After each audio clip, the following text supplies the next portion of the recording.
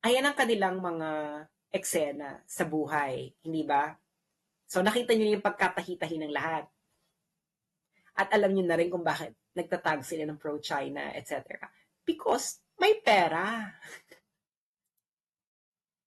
Okay, now, pupunta ngayon tayo dun sa report ng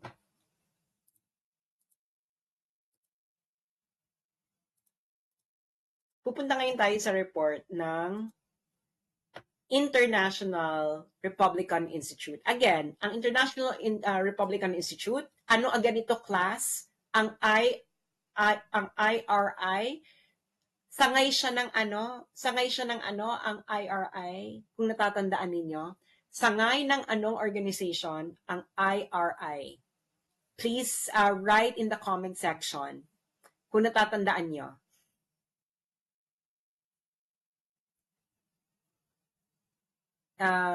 NED, exactly. Yung mga kay Shelo Magno, wag yung pag-aksaya ng panahon yan. What they really want is for them to have a case and then go to Facebook and to permanently remove me from Facebook. But we have a bigger picture here. Yung mga ganyan-ganyang Shelo Magno, they are simply little figures in the bigger story. Okay. So, nirelease ito ng IRI. So, natatandaan nyo kung anong part ng IRI.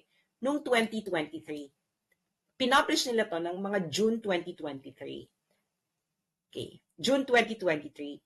Kailan biglang nagpalit ng foreign policy? Si Marcos, BBM. February 20, mga late January 2023. February 2023, di ba biglang dumami yung EDCA. At ako ang very vocal noon against EDCA. Kung natatandaan nyo. At yung mga pro-Duterte bloggers, yung iba sa kanila, inaway pa ako dahil nga naniniwala pa rin sila kay Bongbong Marcos noon. Galit na galit sila sa akin nung nagsasalita ako noon. Aminin nyo yan. Iisang blogger lang ang talagang agarang kinontak ko para bigyan ako ng platform. Ayun ay si Banat Bay. Hindi pa kami magkasundo ni Banat Bay. Pero yung iba ayaw hawakan. Okay? Ayaw hawakan yung issue. So ako lang noon. So June 2023, naglabas ang International Republican Institute na isa sa mga sangay ng National Endowment for Democracy na isang CIA organization. Okay? Tinatag yun ng CIA. It's an open secret. Nilabas nila to. Ngayon, makikita nyo, pero ang report na to, I believe, ay sinulat nila to ng 2022. I will explain why. Pero 2023 lang nilang ni-release. Kita mo. Pro-Duterte influencers. One final major way pro-PRC narrative spread was through pro-Duterte social media influencer. Nakita niyo na yung pagkatahi-tahi ng mga bagay-bagay. Sabihin niyo yes or no. Nakita niyo na ang pagkatahi-tahi ng mga bagay-bagay. Nag-file na down ng libel. Bakit ba paulit-ulit? O, hindi nag-file siya. Problema niya na yan. So, nakita yung pagkatahi-tahi. Sabi, sinong pinangalanan nila dito? Tatlo lang kami dito. No? Si RJ, Thinking Pinoy, ako, at saka si Yan Suwing are among the pro-Duterte influencers who took an interest in Philippine-China affairs. Syempre, special mention kami ni Thinking Pinoy. Nieto and Sasot are two of the most influential. So, alam na nila. Diba? If not the most influential, pro-Duterte influencers on social media with follower counts in the millions. Okay. Ngayon, alam kong 2022 nila to tinitiktikan pa. Kasi itong post ko na to na feature nila, ako talaga yung feature nila, di ba? Sabi ko kasi, for 2 consecutive presidential elections, the Filipino people defeated the CIA's candidates because I thought na si Lenny lang. Kasi si Lenny, yung organization niya, naging funded ito ng ng IRI. Meron silang partnership. Yung NGO ni Lenny, I think it's the, if I'm not mistaken, it is the Jesse Robredo Foundation. Yung Jesse Robredo Foundation, or Angat Buhay, whichever of the two, nagkaroon ng partnership sa International Republican Institute na again, under ng National Endowment for Democracy. At ang National Endowment for Democracy ay isang CIA-founded organization. So ako talaga syempre, pa ako nito, may illusion pa ako nito, no, about Bongbong Marcos. Pero after iba ng foreign policy, si Bongbong Marcos February 2023, at nagsalita ako against this, inilabas ngayon ito ng National Endowment for Democracy. At syempre, ako ang bida. Diba? Ako ang bida. Ngayon, si RJ's, feeling ko talaga, 2022 pa nila to sinulat. 2023 lang nila nilabas. Kasi si Thinking Pinoy nandito pa. So, hindi pa nagmamanifest talaga na si Thinking Pinoy ay sumakabilang parlor na talagang tuluyan. Okay. So, this was 2023. 2023 tong report na to. Okay. Ngayon, recently, 2024 lang, 2024 lang, ang naglabas naman ng report ay, ano yan? USAID. At ang partner nila is yung Internews o media again. Itong Internews, kung makikita nyo, may parating pina-flash na quote card ang News 5, yung Mogato. Siya yan behind dyan sa Internews, si Mogato. So, USAID, di ba? Nirelease to ng August 2024. Yung Internews, funded yan ng USAID. Okay. So, ngayon, ano ngayon ang agenda nitong report na to? So, yung kanina 2023, nirelease ng June 2023. Ito yung pinakabago. Nirelease ito ng August 2024.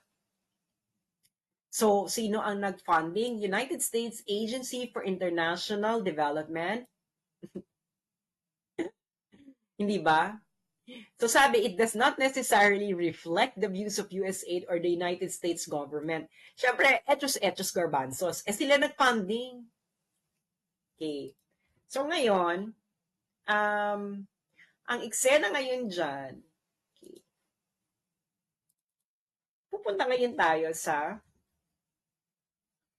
eto na, Pro Duterte's social media accounts. Okay. Siyempre, ako na naman, no? Ako naman ang nandito. So, kung bibilangin nyo, halimbawa ito, coming to the Vice President's defense, X and Facebook accounts circulated a screenshot of a tweet by political blogger Sas Sasot referring to Oplan Destroy Inday, a purported campaign to tarnish Inday Sara Duterte's image. So, makikita mo na, bakit ibig sabihin kasi ng purported, gawa-gawa lang. Ito kasing Oplan Destroy Inday na to, na sinasabi ko nag-exist, ito yung nag-uumpisa nung 2023. Ngayon, sabi nila, purported lang daw. Etos, parang ganyan. So, alam nyo na. Diba? At ang report na ito ay pinondohan ng what? USAID. Okay. So, ilan beses nila ako ditong pinangalanan? Ako yung pinakamarami nilang pinangalanan dito. So, 1, 2, diba? 2,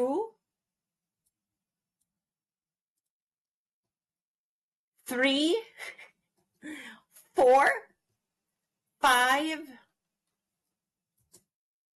and 6. So 1, 2, 3, 4, 5, 6. 6. So, talagang bonggang-bongga, super bongga. So, ako talaga yung, ayan na naman, pro-China, etc. At sinong funded nito? USAID. Alam naman natin ang iringan ng US ngayon at ng China. Okay. USAID. So ngayon, naiintindihan nyo na ngayon, I hope naman, natahi-tahi nyo na kung anong nangyayari. Diba? Now, bakit ako ang target? Bakit ako ang target nilang pabagsakin? Sinasabi ko na sa inyo, mag-subscribe na kayo sa Substack ko because it will just be a matter of months before nila ma-convince ang Facebook to permanently delete me from Facebook and ban me. Nagawa na nila yan before sa ibang personalities. Nasabi ko na sa inyo. Kaya ngayon pa lang, okay, kasi gusto nilang i-dominate ang narrative pagdating ng impeachment ni Sara. Okay? Kasi ang battleground ng public opinion ay Facebook. Okay? Facebook. At sinabi ng Rappler, Duterte supporters at vloggers ang nagdo-dominate. Okay? So, patalastas lang, ito, i-download nyo na tong Substack. Itong makikita nyo, yan ang Substack. Sulat nyo na. I-download nyo na yan. App yan sa Google App or Apple App. Okay, Substack. Sulat nyo na yan. Palalakihin ko para makita nyo. Oh, Substack. Yan ang pangalan niya. And then, pag nandyan na kayo, hanapin nyo ako. Diba? Hanapin nyo ako. At ang aking pangalan sa Substack, ang aking account sa Substack, ay